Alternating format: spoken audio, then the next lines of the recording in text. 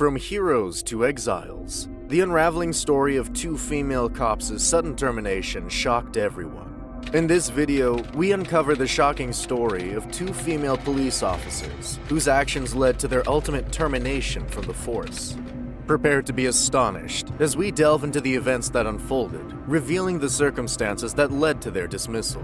Through a captivating narrative, we examine the chain of events, exploring the decisions and choices made by these officers that ultimately brought about such severe consequences, as we dissect the intriguing details surrounding their case, shedding light on the complexities and challenges faced by law enforcement officers in the line of duty. So get ready for a thought-provoking journey that will leave you questioning the boundaries of police conduct.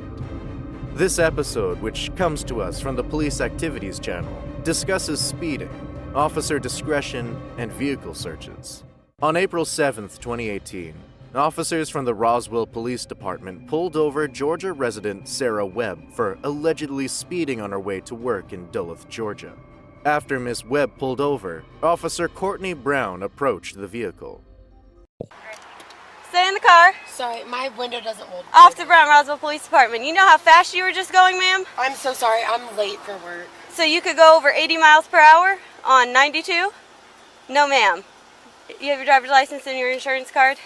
Yeah. While the law varies from state to state in Georgia, people can be found guilty of speeding or reckless driving based solely on an officer's visual estimate of their speed.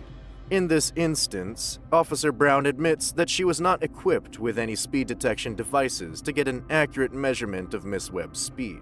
Section 46180 of the Georgia Code contains the state's speeding laws, which are as follows. No person shall drive a vehicle at a speed greater than is reasonable and prudent under the circumstances, and having regard for the actual and potential hazards. No person shall operate a vehicle at a speed in excess of certain maximum limits, according to existing Section 46181 of the law. The Georgia Court of Appeals ruled in the 1992 case of Brown v. State that an officer's testimony of his visual estimate of the defendant's speed was legally sufficient to support a speeding conviction, holding that, quote, opinion testimony of an eyewitness may be used to establish speed, with the jury deciding on the witness's credibility, and that such evidence is sufficient to authorize a jury to conclude that the speeding laws have been broken. An estimate of speed is enough to support a conviction for speeding. According to Section 46390 of the Georgia Code, reckless driving occurs when a person drives any vehicle recklessly, disregarding the safety of persons or property. This was demonstrated in the 2003 case of Fraser v. State. Georgia's Court of Appeals reached the following conclusion. If the state provides evidence that a defendant was driving at an excessive rate of speed, speeding without being accompanied by other traffic violations can serve as the basis for a reckless driving conviction. Given the posted speed limit, the traffic conditions at the time, and the Georgia case law precedents, a court would almost certainly find that Officer Brown's testimony regarding her visual estimation of Miss Webb's speed was sufficient evidence to sustain a conviction for speeding and possibly reckless driving, even though a jury could find that her admission that she didn't know the exact speed made her testimony less credible. Nonetheless, it's crucial to stress that with Officer Brown's testimony regarding her visual estimation of Miss Webb's speed, She was going like almost 90 down 92. Oh, really? She flew past me. I had to get up to 90 to catch her. Wow. My CAD's not working. Is yours? But did you? I checked. Can you see if can you check the tag too? I'm gonna have to restart this and see what the deal is. Make me skid around. I'm gonna take her probably for reckless. Okay. She flew past me going probably 80, 85 on 92 in the wet road. She said she's running late for work. I had to get up to 90 to catch her. What do you think? I mean, I don't have any speed detections at the same time, but Officer Brown would have been within her rights to arrest Miss Webb under both Georgia law and the United States Constitution. Under Section 461 of the Georgia Code, the majority of traffic offenses in the state are classified as criminal misdemeanors, including driving while intoxicated and reckless driving. Off camera, Officer Wilson pulls up a coin flip app on her phone and says, quote, a head or tail, meaning that if the coin lands on heads, then Miss Webb should be arrested. In the 2001 case of Atwater v. City of Laguna Vista, The Supreme Court established a general rule that if there is a warrantless arrest for an offense committed and the officer's presence is supported by probable cause, it is constitutionally permissible. The case dealt with reckless driving in Section 1742, which allows officers to arrest people for crimes without a warrant if, quote, the offense is committed in such officer's presence. Despite the fact that the offender was at best using extremely poor judgment, if an officer has probable cause to believe that someone has committed even a very minor criminal offense in his presence, he may arrest the offender without violating the Fourth Amendment. Tail, right? Yeah, so really. 23. Michael Jordan? Hi. So I got too fast for, let me write this down. Too fast for conditions. Is it reckless? Yeah, you can do reckless, and then speeding. And you're just going to have to mark the pace one instead of the... I mean, either way, the speed limit here is what, 45? Yeah. 45. She was going way...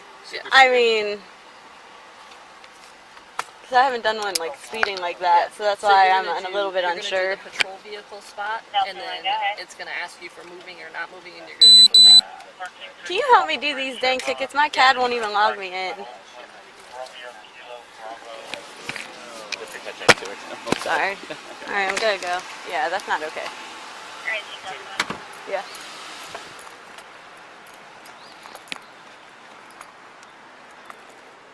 Alright, ma'am. Do me a favor and step out of the vehicle for me. Put the phone down. Why am I Put your doing phone this? down. Step out of the vehicle. Turn around. Put your hands behind your breath. Because, ma'am, you're driving entirely too fast for conditions. You put a lot of people's lives in jeopardy, okay?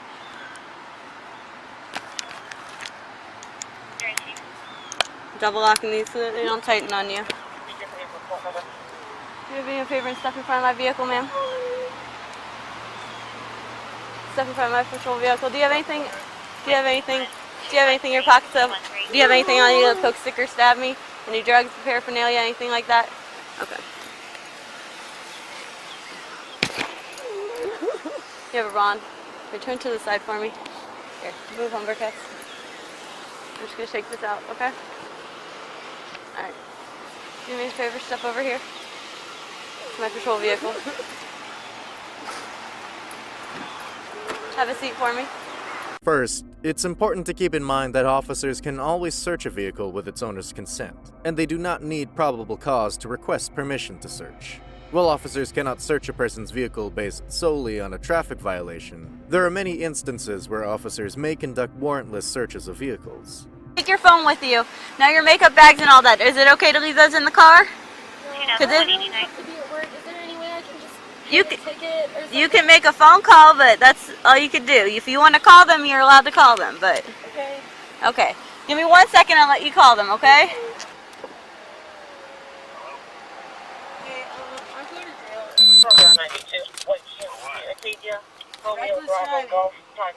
Where does he live?